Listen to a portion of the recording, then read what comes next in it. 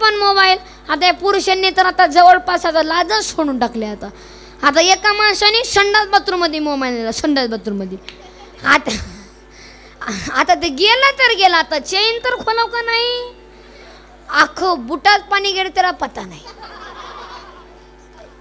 आता एका माणसाने संडास बाथरूममध्ये मोबाईल नेला, ते कानात घालायचं काय म्हणतात पोरं?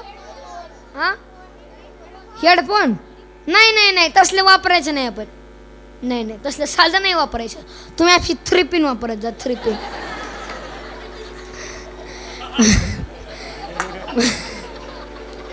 म्हणजे कुठं कार्यक्रमाला गेला म्हणजे बॅटरी उतरायची नाही.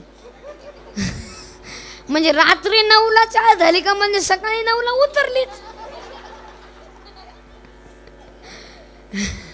3 पिन वापरत जा. मग ते हेडफोन लावून गेला संडास बाथरूम मध्ये, त्याला संडासच येईना. मग त्यानं मोबाईल मध्ये गाणं लावलं, एक बार अजा अजा अजा अजा अजा.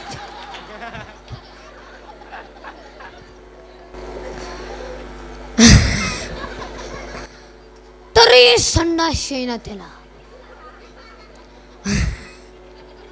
मग त्यानं दुसरं गाणं लावलं, मेरी सपनों की रानी कब आएगी तू.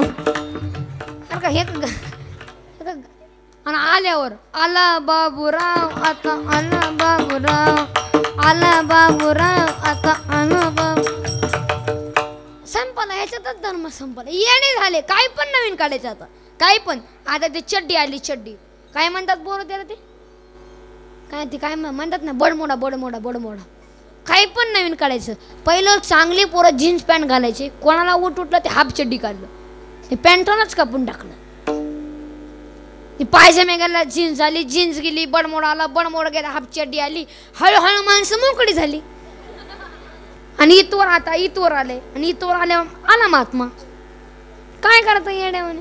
आणि आता ते पुण्याचे तुमचे ते समृद्धी हवे नाही का, ते त्याला ते रोटे भेटतात, रोट्या काय म्हणतात त्याला ते, हा तंदूर रोट्या, तंदूर रोट्या आणायच्या. 22 रोट्या आणतात काही जण, 22. ती माता माऊली घरचं खाती आणि तिला अख्ख्या रात झोपू द्यायचं नाही. आणि घरी आल्यावर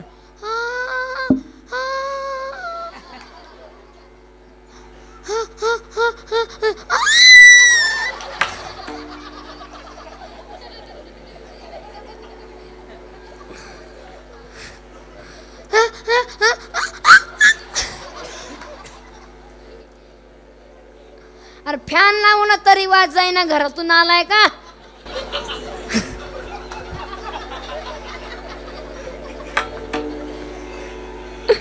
येड पुरुष म्हणे हसत जा, हसत जा, थोडं हसत जा. कधी चमकले बरोच नाही,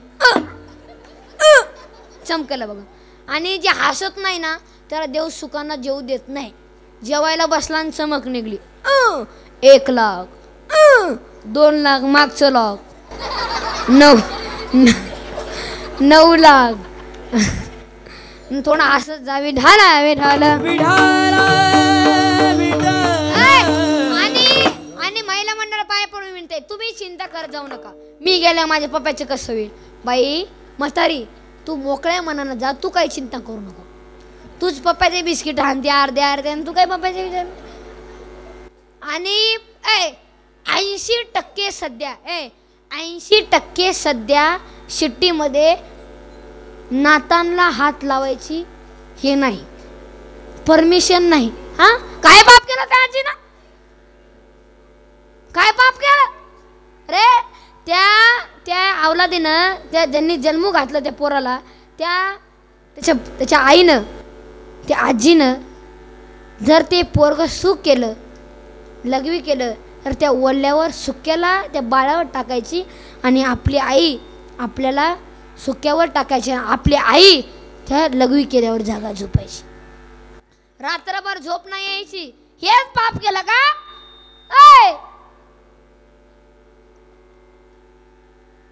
नातांना हात लावायचा अजून परमिशन नाही, आणि तुम्ही हे जमत नाही काय नाही.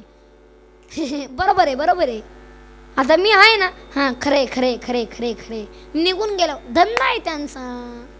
ठोकली आमची, निघाले दुसऱ्याच्या चप्पल घालून. असं जमतच नाही. विठाला विठाला विठाला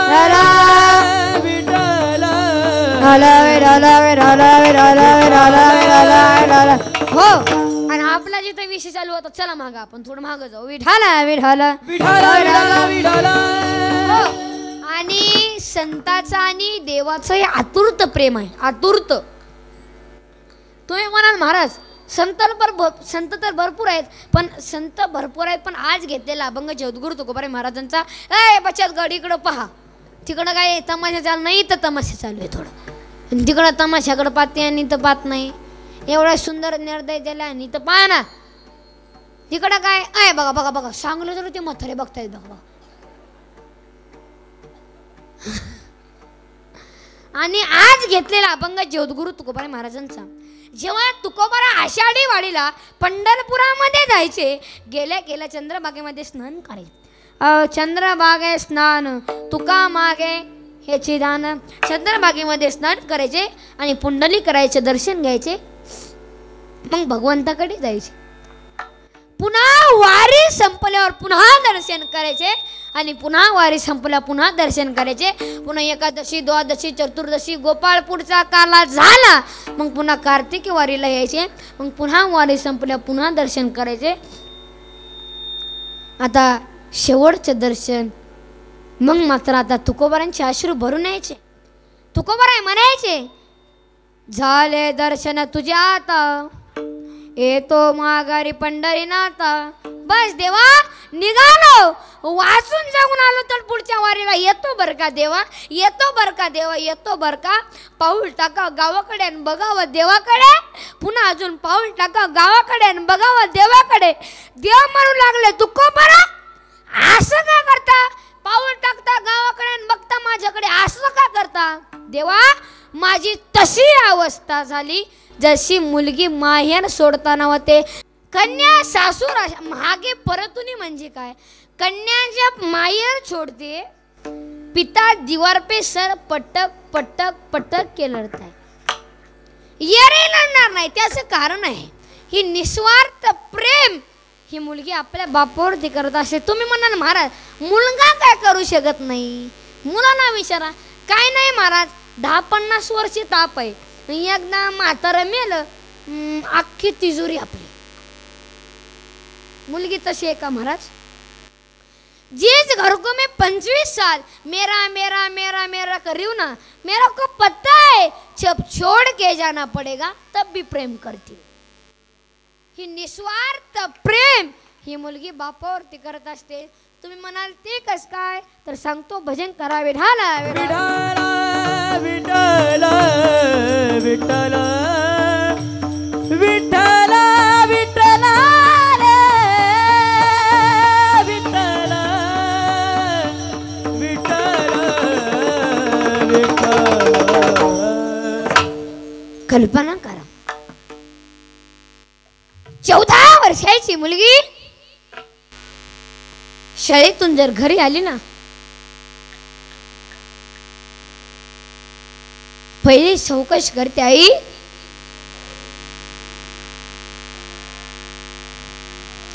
आज बाबा जेवले का ग.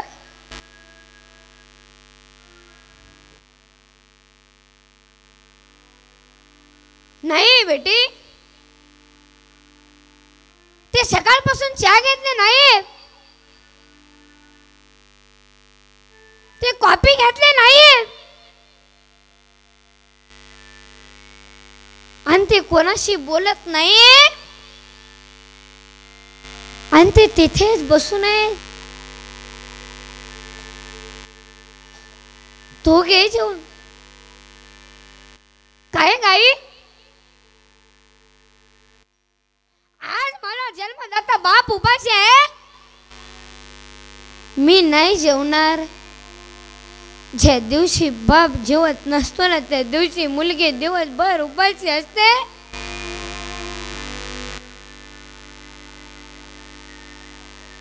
संध्याकाळच्या वेळेस बाबाला आग्रह करते, बाबा बाबा तुम्ही 2 तरी घास खाऊन घ्या ना. बाबा बाबा तुम्ही 2 तरी घास खाऊन घ्या ना. अरे बाप मात्र जेवत नसतो आणि मुलगी मुळू मुळू लढत असते आणि संध्याकाळचे 11 वाजू देते, अख्ख्या घराला झोपू देते आणि आपल्या बापाच्या खोलीत जाते आणि बापावरच्या तोंडावरचं पांघरण काढते. बाप डोळेकडून पाहतो तर काय मुलगी खालीस बेटे खालीस. बाबा तुमची तब्येत ठीक नाही ना बाबा. बाबा बाबा हातपाय चेपून देऊ का बाबा. बाबा बाबा डोकं दाबून देऊ का बाबा. बाबा खायला करून का देऊ का बाबा. बाबा बाबा डॉक्टर म्हणून आणू का बाबा. बाबा आखे घराची काळजी करते.